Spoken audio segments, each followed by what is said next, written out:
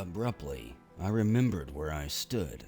I leapt off the platform just in time.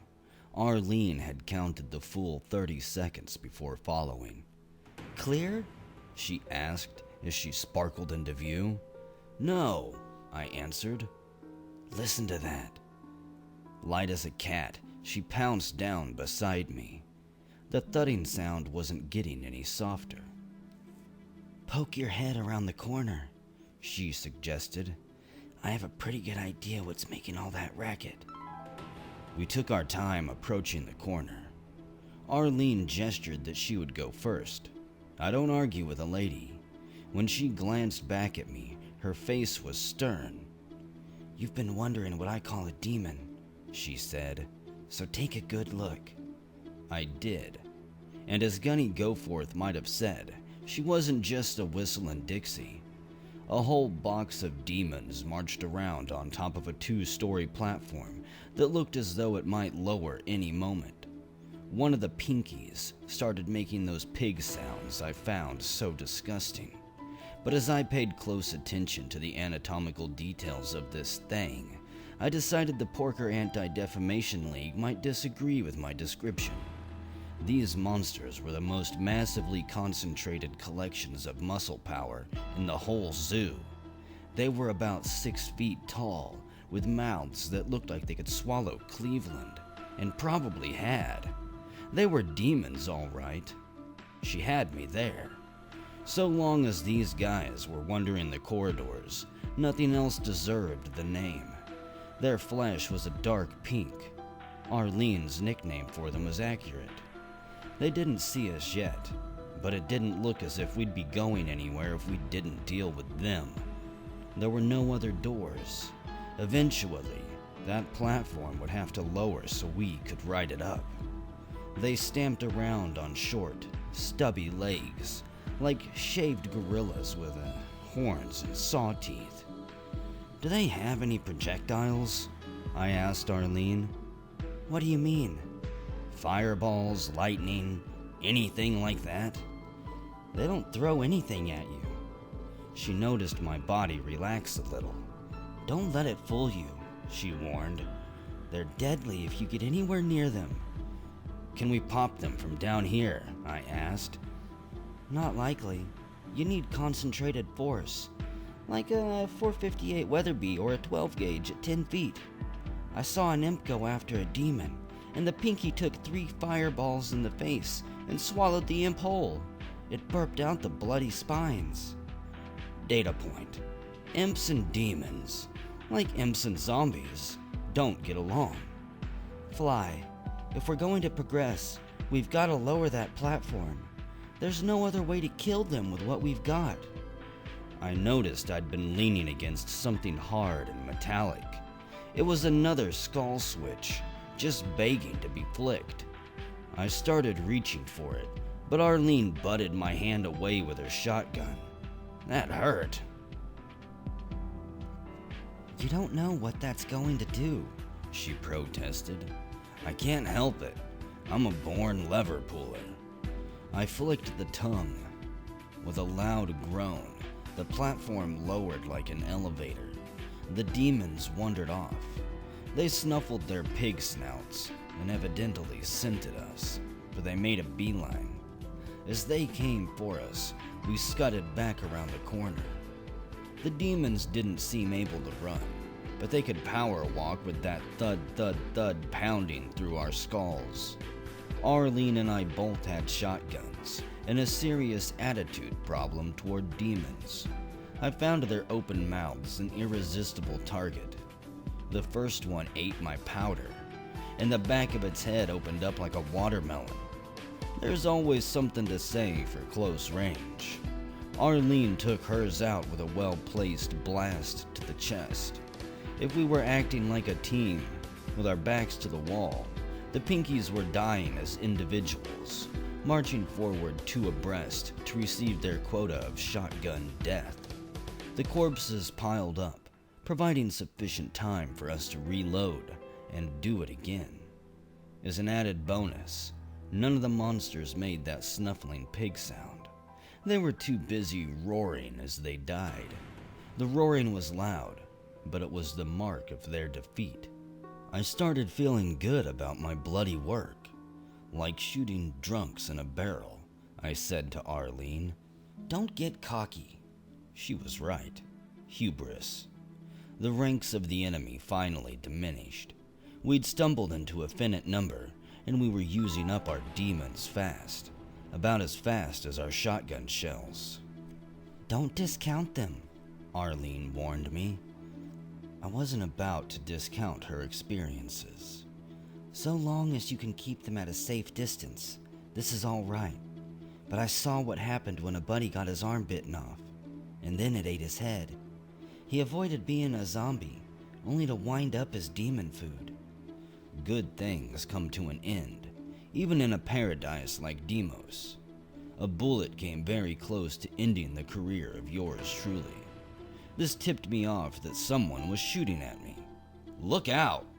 I shouted at Arlene, but she was already down, crouching behind the wall of demon bodies.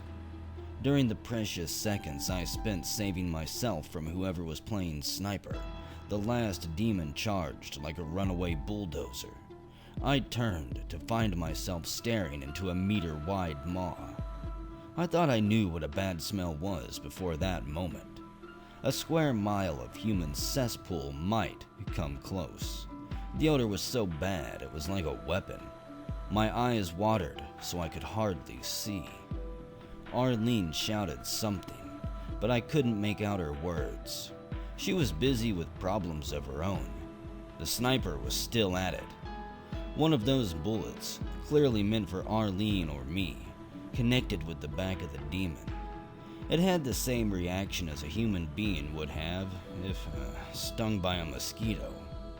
Well, it tried to scratch at its back, and I wondered how it could accomplish such a task without ripping itself to ribbons. I swung the shotgun back into action. The target came forward, and the bore of my weapon literally went down its gaping maw. I pulled the trigger. My eyes filled with stinking monster blood. Not a desirable state of affairs when trying to avoid the persistent rifleman.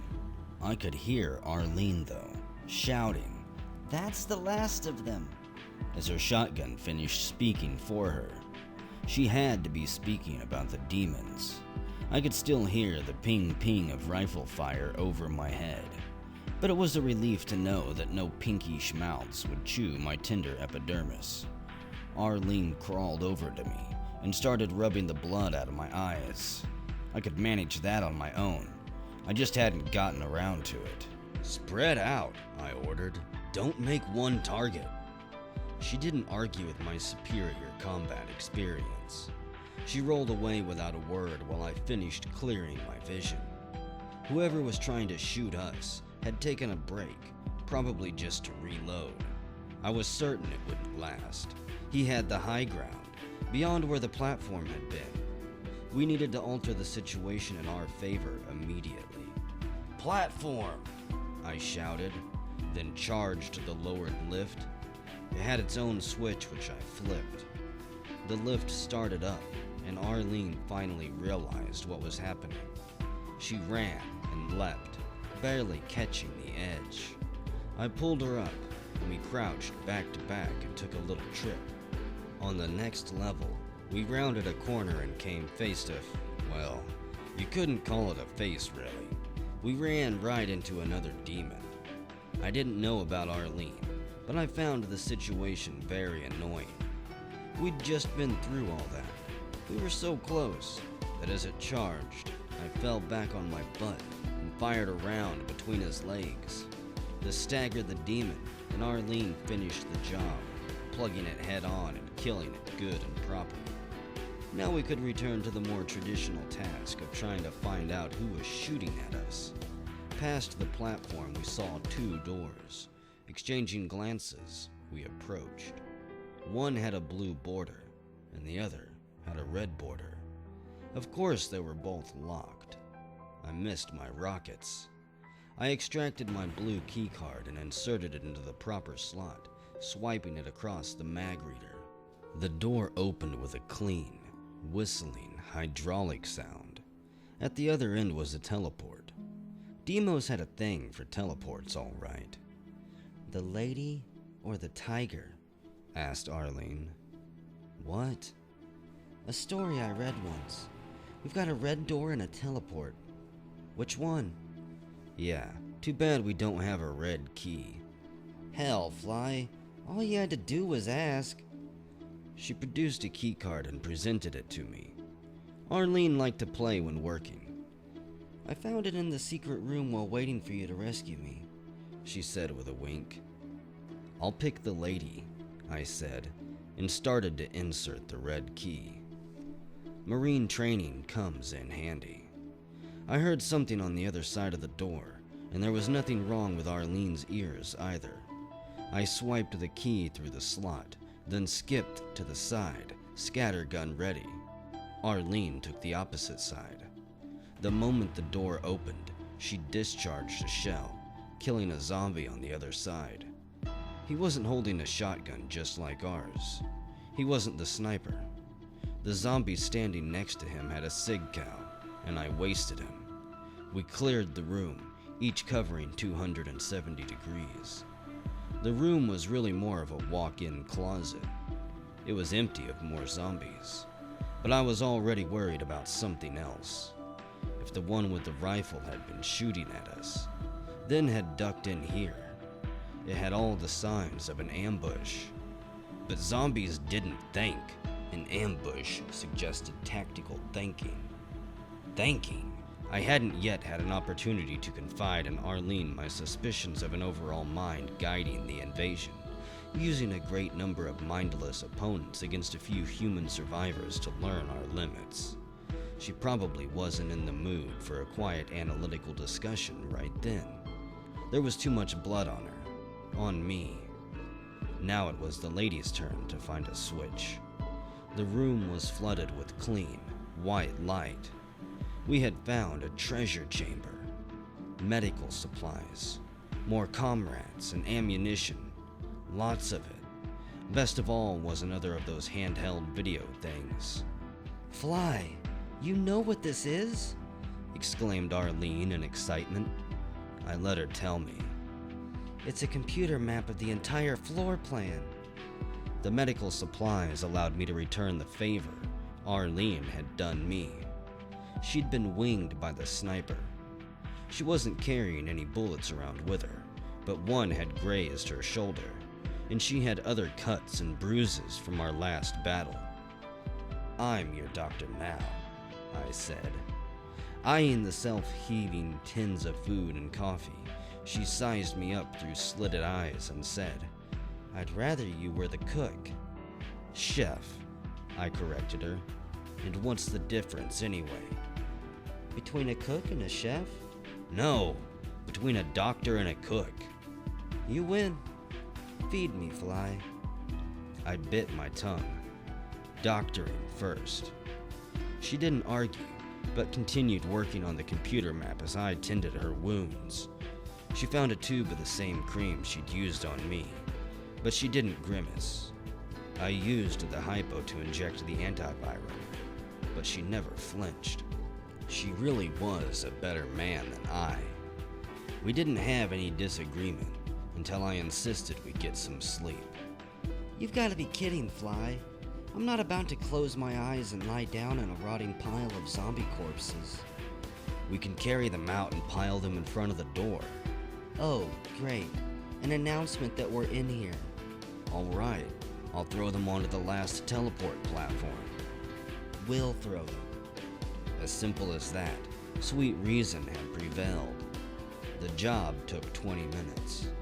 We didn't bother with the teleporter. We spread them like speed bumps among the demons. Maybe visitors would think they had killed each other. Then we enjoyed our first real meal together. The snack had only kept us going. This was a veritable feast by comparison. I insisted that she sleep first. She'd been on the go longer than I. While I was still being nursemaided by the Rons, she was at risk, in battle, up to her eyeballs in demon guts. She would sleep first, whatever it took. Turned out all it took was getting her to put her head down, just for a moment. I'll let her sleep for 4. When it was my turn, I went out like a drained tall boy. She woke me with a gentle hand on my shoulder and a beautiful face to appreciate. We'd both been too exhausted for nightmares. We were living them. I hated to leave that room, the same way I'd felt about the Phobos Lab infirmary. No, that was wrong. This room was better than that. I'd shared the time with a woman whose survival turned my universe from empty muck back into gold. Blinking away pieces of sleep, I slung the sig cow across my back, and we returned to the blue door and again faced the teleporter.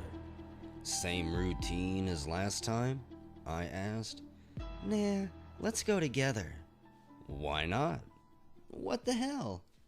We found ourselves in a room with no doors, no windows, and one of Arlene's big, pink demons. Mine, I called, and pounded a shell before Arlene could argue. I have a feeling there's plenty to go around, she said. I was almost starting to like the pink bastards. Their lack of projectile weaponry made them favorites in my book. Of course, I hadn't seen them chow down on a comrade the way Arlene had. I took point, positively greedy for my next demon kill. I moved well ahead of Arlene. Oh, fly. Hubris, hubris, hubris. Pride goeth before destruction, and a haughty spirit before a fall. Turning one of those treacherous corners so common in both Phobos and Deimos, I stepped right into the Wizard of Oz. What else could you call a giant floating head?